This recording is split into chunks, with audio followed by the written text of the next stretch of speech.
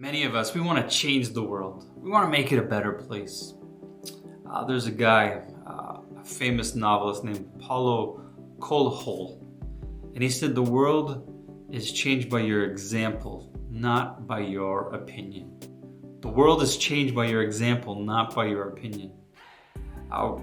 There's a passage in the Bible in 1 Peter chapter 2, and he gives us some great thoughts on how our example can change things around us, change our society, change the way that people see God. And so the first thought that he shares is to live differently. He actually called those that are Christians that they're aliens or strangers on this planet. Kind of like, Clark Kent, coming from Krypton and now is living in this strange world, Smallville. He was different. He stood out. He had all these superpowers. He was strong. He didn't fit the typical Kansas boy on the farm. He was different. And Peter tells us that we as Christians, we should look differently. That this isn't our temporary residence. We're just here for a little bit. We're not going to be here forever. One day that our eternal home will be in heaven. But while we're here on earth, is that we should be living differently. People, when they see us, that if we're calling ourselves Christians or followers of Jesus, that our life should reflect that. But it's hard because sin gets in the way. And sin leads us into places that we shouldn't be going. We shouldn't be doing. It's when the transformation of God takes place in our life, people should recognize that. And oftentimes, too many times that we as Christians, that even when we have surrendered our lives to God, that we don't look any different. We don't act differently. We're still doing the same things. We're still doing the same habits. We're still living the way that we used to live. It's like we want to have one foot in the church and one foot in the world. And Peter tells us that can't be the way it goes. You need to be living differently now that you are a follower of Jesus. Second thing that he says, second thought, is to honor the emperor. Honor the emperor. At this time when Peter is writing this, the emperor of Rome was Nero. And Nero was a bad dude.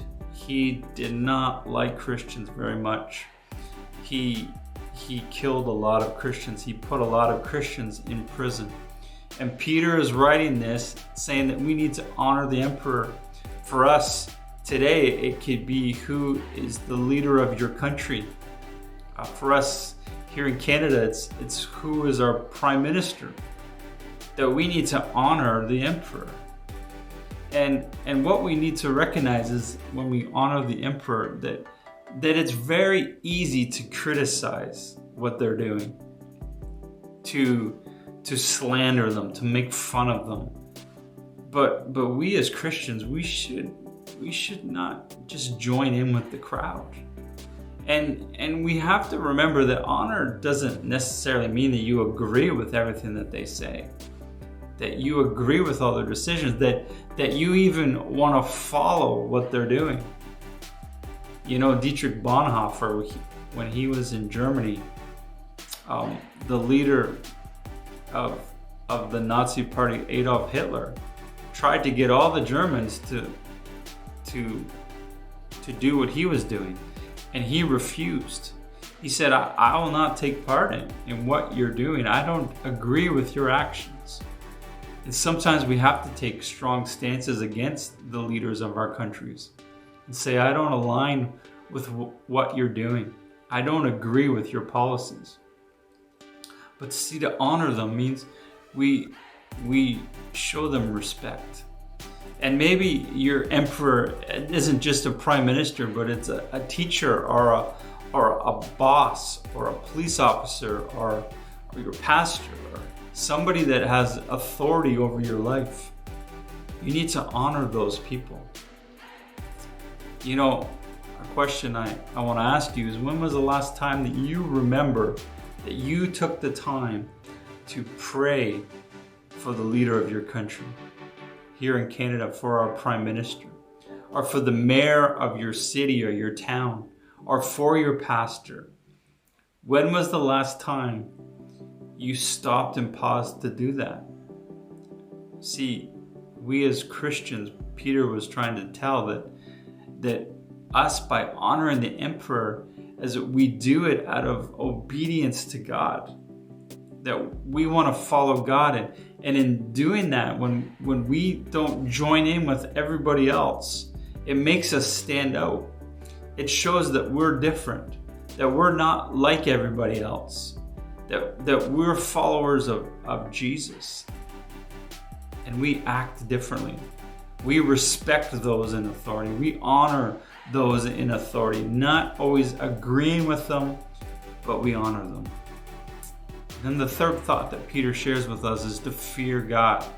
And this kind of goes along with what we just talked about, is that we're honoring the emperor. We're honoring our leaders out of obedience to God. See, when we say the word fear God, it's not that we're afraid. It's not that we're scared of God.